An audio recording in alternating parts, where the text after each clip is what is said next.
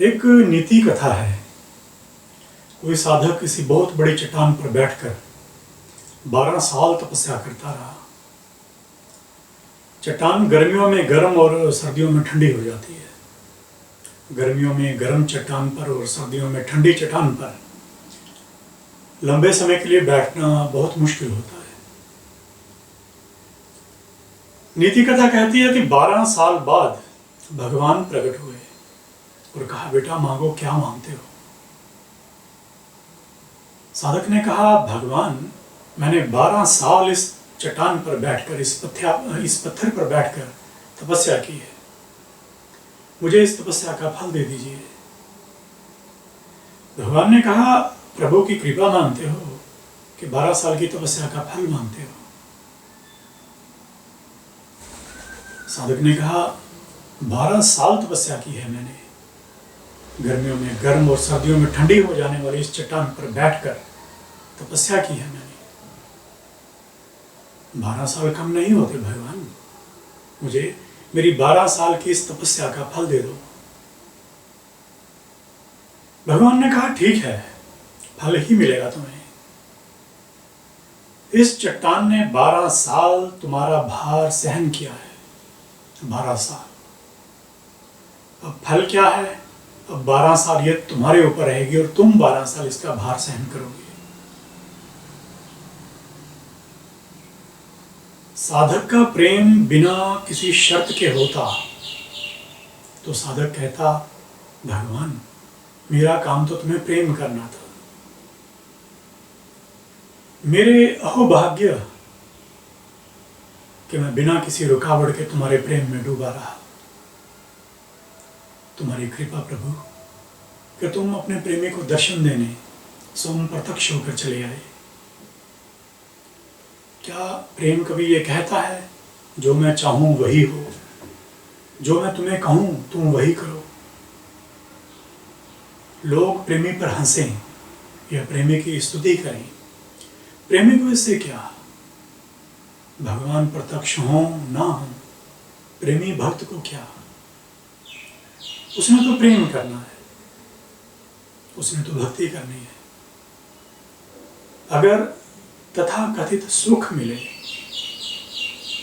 तो भी प्रेमी प्रेम भक्ति में ही डूबा रहेगा, और अगर तथा कथित दुख मिले तो भी प्रेमी की प्रेम भक्ति में कोई फर्क नहीं आने वाला।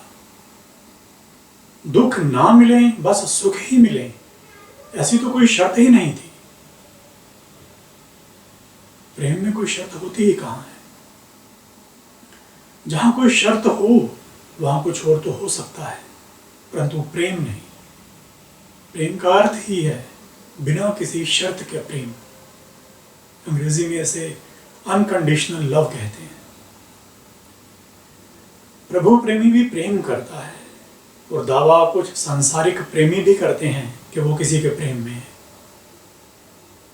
वो जिसको प्रेम करते हैं उसकी सुंदरता पर कितनी ही कविताएं लिख डालते हैं। उसकी आंखें, उसका रंग, उसके होंठ, उसके बाल, उसकी आवाज, उसके कपड़े, पता नहीं कहां कहां सुंदरता दिखाई देती है हमको। उनकी कविताएं उनके कथित प्रेम की कलई भी खोल देती हैं। वे उसकी आंखों की सुंदरता की कविता गाते हैं। अगर उसकी आंखें सुंदर ना होती तो शायद वो उससे प्रेम ना करते। आंखें सुंदर हों, यह उनके प्रेम की एक शर्त थी शायद। रंग गोरा हो, यह उनके प्रेम करने की एक शर्त थी शायद। उसके बाल घने, लंबे और काले हों, यह उनके प्रेम करने की एक शर्त थी शायद। उसके कपड़े बढ़िया हों, बढ़िया ढंग से सिले हों, यह उनके प्रेम करने की एक शर्त थी शायद। अब उनकी एक शर्त और भी है। ये तो बहुत जरूरी शर्त है। वो चाहते हैं कि वो जिसे प्रेम करने का दावा करते हैं, बदले में वो भी उनसे प्रेम करे। उन्हें ये मंजूर नहीं कि वो किसी और से प्रेम करे। वो तो बस उस पर पक्का कब्जा जमा लेना चाहते हैं। वो प्रेम के दावे करते तो हैं, किंतु चाहते हैं कि वो किसी और से प्रेम ना करे। वो जानते हैं कि वो किसी और से प्रेम करने से उसको रोक तो नहीं सकते, पर वो कुछ ऐसा कर देते हैं कि कोई और उससे प्रेम करे ही ना। अपने प्रियतम के इनकार कर देने पर वो उसके चेहरे पर तेजाब क्यों फेंक देते हैं? इसलिए तेजाब फेंक देते हैं कि कोई उसे प्रेम ना कर सके, वो तो उस पर कब्जा नहीं कर सके, कोई और भी उस पर कब्जा ना करे, कोई और भी उस पर कब्जा करने की इच्छा ना करे। जो उनका ना हुआ वो उसे बदनाम करके बदला लेने की भी कोशिश करते हैं।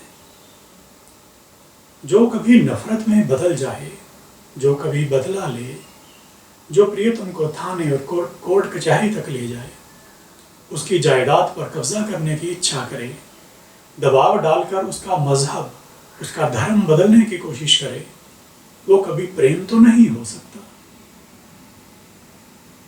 प्रेम का बहुत जरूरी लक्षण है कि प्रेम बदलता नहीं है। प्रेम कभी बदलता नहीं, क्योंकि प्रेम बिना शर्त के होता है, अनकंडीशनल होता है। जो प्रेम में शर्तें लगाते हैं, जो अपनी ही बात मनवाना चाहते हैं, जो अपने प्रियतम पर कब्जा कर लेना चाहते हैं, वो और कुछ भी हो सकते हैं, पर प्रेमी नहीं हो सकते। सच्चा प्रेमी कौन है? सच्चा प्रेमी तो प्रभु प्रेमी है। वो कहता है, हे प्रभु, तुम यदि मुझे सुख दोगे तो मैं तुम्हारी आराधना करता रहूंगा। तुम मुझे दुख दोगे तो दुख में भी तुझे ही आराधता रहूंगा, तेरी ही आराधना करता रहूंगा। तुम मुझे भूखे रखो तो उसी में भी संतुष्ट रहूंगा, और उस कथित दुख में भी सुख मानूंगा। जे सुख दहें त तुझे आराधी, दुख भी तुझे देहाई। जे भुख दहें त इति राजा, दुख विच सुख मनाई।